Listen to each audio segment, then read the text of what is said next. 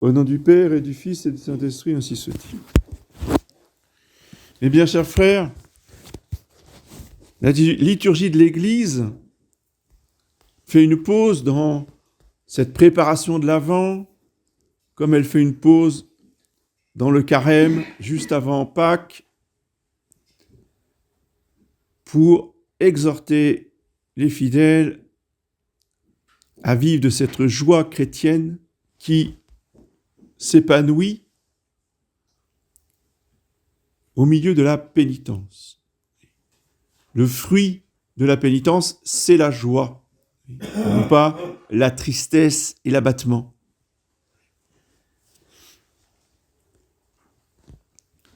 Cette joie, saint Paul nous explique dans son épître qu'elle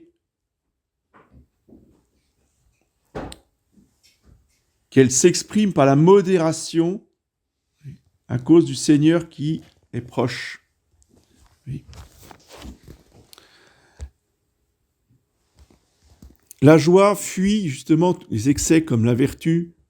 La joie, je vous rappelle, est un des 12 fruits du Saint-Esprit. C'est donc la conséquence particulière des vertus, des dons et des béatitudes. Le fruit, c'est ce qui vient en dernier.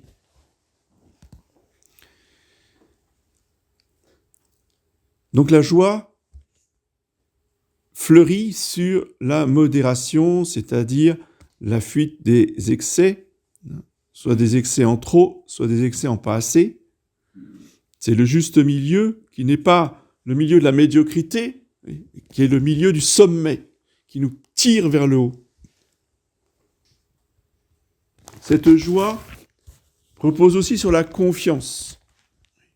La confiance dans l'amour infini de Jésus-Christ et dans sa toute-puissance.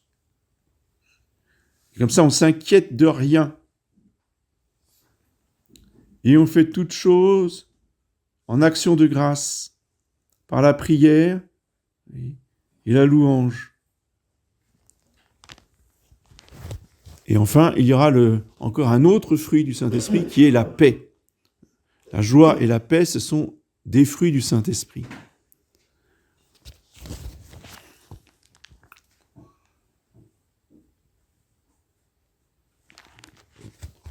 Et cette joie et cette paix, cette absence d'inquiétude, d'inquiétude mondaine, d'inquiétude de manque par rapport aux choses matérielles,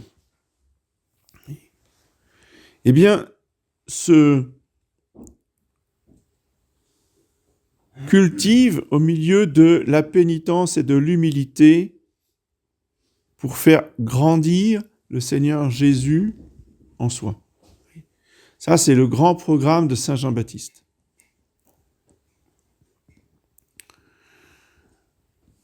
Saint Jean-Baptiste avait une phrase qui revenait souvent dans sa prédication en désignant le Messie, en désignant l'agneau de Dieu, en désignant le sauveur du monde, celui qui enlève le péché du monde. Il faut qu'il grandisse et que moi, je diminue. C'est tout le programme. Et saint Paul, lui, il nous dit, ce n'est plus moi qui vis, c'est le Seigneur Jésus qui vit en moi. Tout le programme de Saint Jean-Baptiste pour l'Avent, c'est que nous diminuions, c'est que nous nous humilions pour laisser toute la place au Seigneur Jésus qui vient à Noël. Imagine bien que si la grotte était encombrée de tout un tas d'affaires, jamais l'enfant Jésus aurait pu s'installer pour naître. Parce que c'était occupé. Il n'y avait pas de place. Déjà, il n'y avait pas de place pour eux dans l'hôtellerie. Alors si en plus dans la grotte, il n'y avait pas de place non plus, comment aurait fait la Sainte Vierge ? Donc il faut vider la grotte. Il faut débarrasser tout ce qui est inutile pour faire la place au Seigneur Jésus. Il faut évacuer nos soucis, nos inquiétudes, nos désirs inutiles.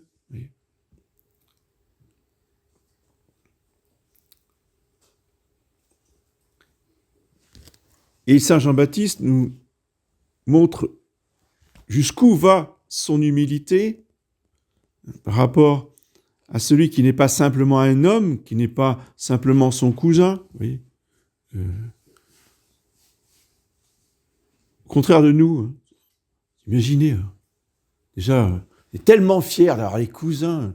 Ah, c'est de ma famille, c'est une branche de ma famille. Ah, ouais, très bien. Mais lui, c'était le cousin du Messie. Hein. Mais il ne la ramenait pas tout le temps en disant « c'est mon cousin hein. ». Non. Par contre, oui, c'est le sauveur du monde. Et moi, je ne suis pas digne de délacer les cordons de sa sandale. C'est-à-dire, ça c'était la fonction des esclaves, d'enlever les sandales du maître. Même ce travail d'esclave, Saint Jean-Baptiste dit, moi je ne suis même pas digne de le faire. D'où il recadre ses interlocuteurs qui étaient des pharisiens, oui, et qui le prennent de très haut. N'oubliez pas que ces gens-là étaient dans des habits magnifiques. Hein, les grands prêtres du Sanhédrin, attention, hein, c'était des grands seigneurs, parce que c'est cette période de décadence. Donc plus on est décadent, et plus on veut en mettre plein la vue. C'est comme ça que ça fonctionne. Oui. C'est qui celui-là, là, avec sa peau de bête, là, qui nous arrive du désert? Ce gueux. Non mais, il faut replacer les choses dans leur contexte. Et puis il y a le langage non verbal, vous voyez.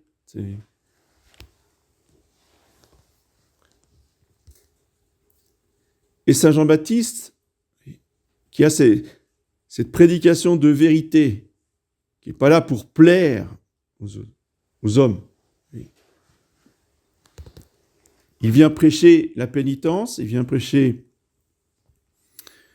le baptême de pénitence pour l'arrivée du Messie, que ça plaise ou que ça ne plaise pas. Je suis une voix qui crie dans le désert.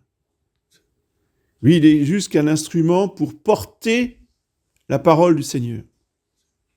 C'est un porte-voix.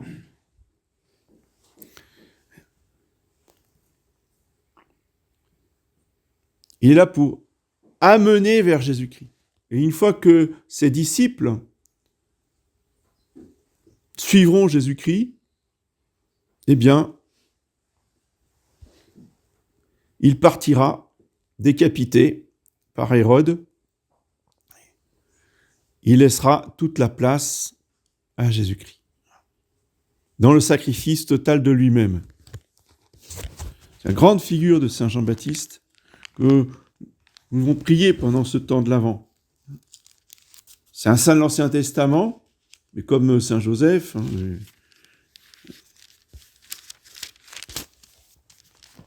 et qui a déjà un pied dans le Nouveau Testament. Beaucoup de statues, beaucoup d'images de Saint Jean-Baptiste. Vous n'avez pas vu, je pense, beaucoup de statues d'Abraham dans les églises. Sauf à Rome. Saint-Pierre de Rome, il y a toutes les statues des prophètes, en tout cas Moïse, Isaïe, Jérémie, dans Saint-Pierre de Rome.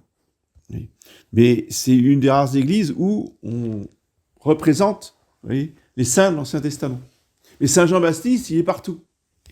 Pourquoi ? Parce qu'il est le plus proche de notre Seigneur.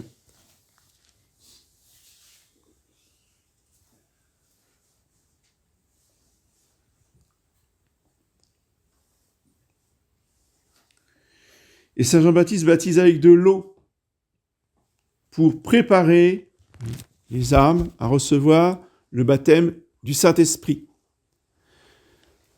C'est la pédagogie de Dieu qui va par étapes. Oui. Il aurait très bien pu arriver tout de suite et dire, voilà, je vous propose le baptême, au nom du Père, du Fils et du Saint-Esprit, tout de suite. Mais les gens n'auraient pas compris, n'auraient pas reçu, auraient eu des difficultés énormes à accepter cette nouveauté. Oui. Tandis que quand notre Seigneur va enseigner le baptême, tout le monde aura eu dans la mémoire cette pratique de Saint Jean-Baptiste qui baptisait dans l'eau du Jourdain. Oui. Et notre Seigneur lui-même a voulu s'abaisser, oui, à recevoir ce baptême de pénitence, comme si le Fils de Dieu avait besoin de pénitence. Oui. Bien sûr qu'il n'en avait pas besoin, mais il l'a fait pour nous montrer l'exemple. Il l'a fait pour nous prêcher l'humilité en pratique, oui, et rendre hommage ainsi à son précurseur. Puisque au moment même où Saint Jean-Baptiste va verser l'eau sur la tête du Messie, la Sainte Trinité va se révéler au monde. Le Père va témoigner pour son Fils. Celui-ci est mon Fils bien-aimé, en qui j'ai mis toutes mes complaisances.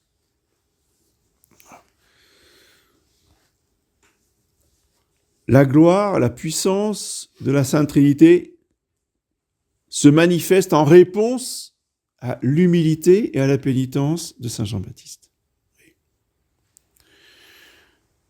Donc si nous imitons Saint Jean-Baptiste dans ces deux vertus, si nous écoutons sa prédication pour nous préparer à Noël, eh bien soyons sûrs qu'à Noël, l'enfant Jésus, ainsi que le Père et le Saint-Esprit, se manifesteront à nous intérieurement, nous combleront de grâce pour nous unir un peu plus à la Sainte Trinité.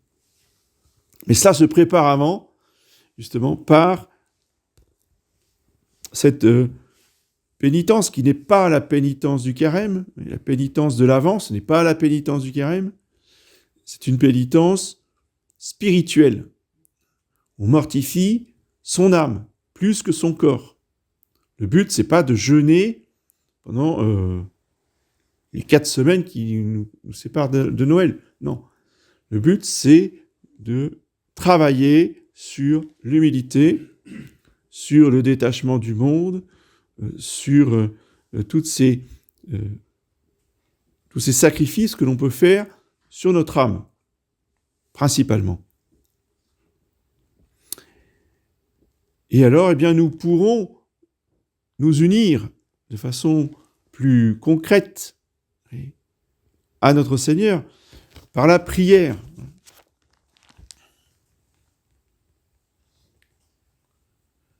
Faites connaître vos désirs à Dieu par la prière et la supplication, accompagnée d'actions de grâce. Et cette prière, nous dit saint Paul, elle doit être continuelle. Alors comment c'est possible ? On ne va pas prier toute la journée, on a autre chose à faire. Mais la vie spirituelle, justement, c'est de revenir ponctuellement, régulièrement, par petites touches, pour nous unir à Dieu. Alors, il est important, lorsqu'on commence dans la vie spirituelle, qu'on découvre les choses, d'avoir un livre de méditation et de se tenir à cette méditation pour apprendre, oui, à l'aide justement des auteurs qui savent méditer, qui nous apprennent à méditer, alors on suit leur méthode. C'est un soutien, un support, plutôt que de rester là et puis de ne pas savoir quoi méditer. Donc c'est indispensable, on doit tous passer par là. Seulement à un moment donné, il faut faire attention de ne pas nous laisser enfermer là-dedans. Le livre de méditation, il est fait pour nous mettre en condition, il est fait pour nous apprendre, une fois qu'on sait. Il faut aller plus loin. Surtout qu'aujourd'hui, dans notre époque où on vit à 200 à l'heure, où tout arrive tout de suite, avec Internet, avec les SMS, les téléphones, etc., on doit courir tout le temps. Alors, un quart d'heure de méditation tous les matins avec le livre, vous voyez, ceux qui peuvent y arriver, tant mieux. Mais même ceux qui le font, malgré tout, ils n'y arrivent pas tout le temps. Alors, qu'est-ce qui se passe? Le jour où il n'y a pas la méditation avec le livre, on fait quoi? Ah ben il n'y a plus de vie spirituelle, c'est terminé, c'est fini. Alors, on arrive le soir, ah bah oui, il n'y a pas médité. Voilà. Ah, on n'a pas pensé au bon Dieu. Ah bah voilà. Voyez, le piège. La vie spirituelle, ce n'est pas ça. Ça, je dirais, c'est la mise en condition, c'est l'apprentissage. La vie spirituelle, c'est régulièrement dans la journée savoir profiter des pauses ou des activités qui ne demandent pas trop de concentration. Hein. Tenir un volant, petite pression sur la pédale, puis voilà, il y a le temps qui passe. Voyez. Alors au lieu d'écouter peut-être la radio ou de faire je ne sais quoi, c'est le moment. Alors, bien sûr, je ne dis pas qu'il ne faut pas jamais écouter la musique ou la radio, mais je veux dire, on peut faire une pause 5 minutes. Pendant 5 minutes, c'est le silence et on fait sa méditation. Vous voyez. Ou on dit un chapelet, très facile. Alors au volant, ou sinon, on peut sortir, hein, ne serait-ce que 5 minutes. Même au travail, vous avez bien des pauses de 5 minutes. Alors, je sais, il faut aller à la machine à café, et puis on passe un quart d'heure à parler. Et pour une fois, dans la matinée, ou une fois dans l'après-midi, au lieu d'être avec les collègues à bavasser à la machine à café, on sort, on va marcher tout seul, et on a ce cœur à cœur avec le Seigneur Jésus. Et comme ça, c'est peut-être plus court, oui, mais c'est peut-être plus intense. Il faut que ça soit plus intense, et que ça puisse porter du fruit dans l'union et l'amour envers le Seigneur Jésus, qui est très touché, justement, que au milieu de nos occupations, on sache revenir vers lui. Oui, on n'a pas eu le temps de faire sa méditation le matin, mais on a ce contact avec lui dans la journée. Il y avait ces exemples que j'aime beaucoup rappeler des pères du désert qui étaient des géants de sainteté, qui étaient des grands ascètes, justement, s'il y en a qui faisaient des pénitences, qui vivaient, justement, selon l'esprit de Saint Jean-Baptiste, en plein désert et dans la pénitence. Mais bon, ils étaient quand même des hommes, hein, donc il fallait qu'ils mangent. Donc pour manger, ils faisaient des objets, des paniers en osier qu'ils allaient vendre sur le marché pour pouvoir s'acheter le peu de nourriture qu'ils consommaient pendant la semaine. Et donc leur spiritualité, c'était que ils faisaient jamais un quart d'heure de méditation. Ils ne savaient pas ce que c'était. Ils ne connaissaient pas Saint Ignace non plus. Mais pendant qu'ils tressaient leur panier, vous voyez, ils répétaient sans arrêt « Seigneur Jésus, ayez pitié de moi, parce que je suis un pauvre pécheur. » Voilà. Et juste cette phrase leur permettait de rester en union avec Dieu, vous voyez, la journée, tout en travaillant. Sainte Thérèse d'Avila, elle, c'était notre Père. C'était fini, partait en extase. Vous ne pouvez pas aller plus loin. Ce n'est pas notre Père qui est aux cieux. Qui est aux cieux, c'est trop long. Oui. Notre Père, hop, ça y est, elle était partie en méditation, en oraison. C'est le but à atteindre. Oui. C'est que là, ça veut dire que vraiment notre âme, elle est vraiment en union avec Dieu. Oui. Quand vous allumez un feu, en plus avec du bois mouillé, c'est long à démarrer. Il faut mettre ce qu'il faut, des allumes-feu, ça fait de la fumée, tout ça, c'est compliqué. Oui. Mais quand vous avez un feu qui est brûlant, qui commence à s'éteindre, donc il y a tout un tas de cendres, pas de cendres, pardon, il y a tout un tas de braises rouges, oui. Il suffit de remettre juste un peu de bois dessus, et hop, ça y est, il y a des grandes flammes. Oui. C'est ça que notre âme doit être. Oui.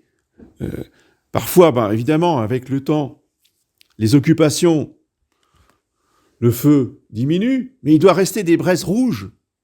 Et 5 minutes de recueillement, et hop, c'est parti, de nouveau, les flammes de la charité brûlent. Voilà. C'est l'esprit, c'est le but à atteindre, et cela, il faut le demander au Saint-Esprit et à la très Sainte Vierge Marie, à l'Immaculée Conception, dont nous fêtons l'octave aujourd'hui, de faire de nos âmes des âmes d'oraison qui se préparent avec ferveur à l'arrivée du Seigneur Jésus à Noël. Au nom du Père et du Fils.